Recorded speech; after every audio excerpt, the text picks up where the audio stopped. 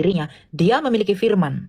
Yang oleh firman ini dia menjadikan segala sesuatu. Makanya dikatakan dalam Yohanes 1 ayat 3, tak satu pun yang jadi tanpa firman. Karena Sang Bapa menjadikan segala sesuatu melalui firman-Nya. Makanya berfirmanlah Allah jadilah terang, berarti Allah Sang Bapa itu menjadikan terang melalui firman yang ada di dalam dirinya. Nah, selain memiliki firman, Sang Bapa ini juga memiliki roh. Yang oleh roh ini dia menghidupkan segala sesuatu, ayat 33 ayat 4. Nah, Roh Kudus ini adalah hidup hayat, prinsip hidupnya Allah itu.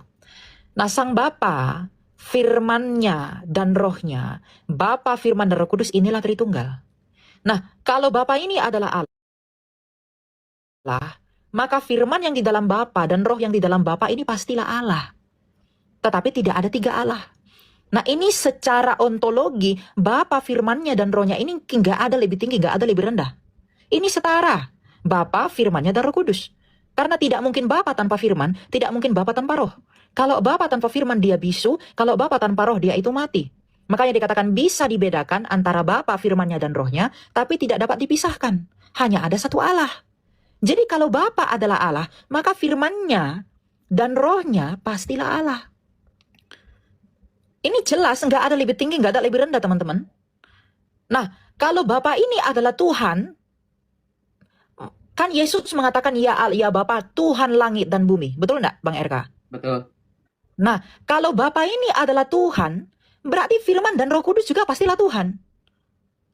Kalau sama seperti kalau Bapa adalah Allah, maka kalau Bapa adalah Allah, maka firman dan Roh Kudus pastilah Allah.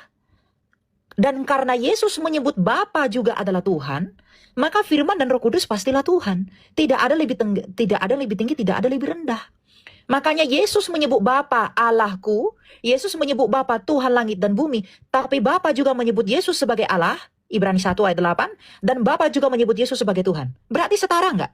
Setara. Nggak ada lebih tinggi, nggak ada lebih rendah kan? Ini yang kita perjuangkan dalam apologetika, teman-teman. Bapa itu setara dengan firman, firman setara dengan Bapa. Karena roh Bapa dan firman ini hidupnya itu satu, yaitu Roh Kudus ini. Di dalam perikoresisnya, di dalam relasinya, tadi yang Bang RK katakan, dalam relasi berulang kali diulangi. Bapa, firman Bapa itu setara. Bapa adalah Allah, maka firmannya Bapa pastilah Allah. Kalau Bapa adalah Tuhan, maka firmannya pastilah Tuhan. Itu dibuktikan dengan apa? Yesus memanggil Bapa Allahku. Yesus memanggil Bapa Tuhan langit dan bumi. Tapi Bapa juga memanggil Yesus ia Allah. Dan Bapa juga memanggil Yesus Tuhan. Berarti setara.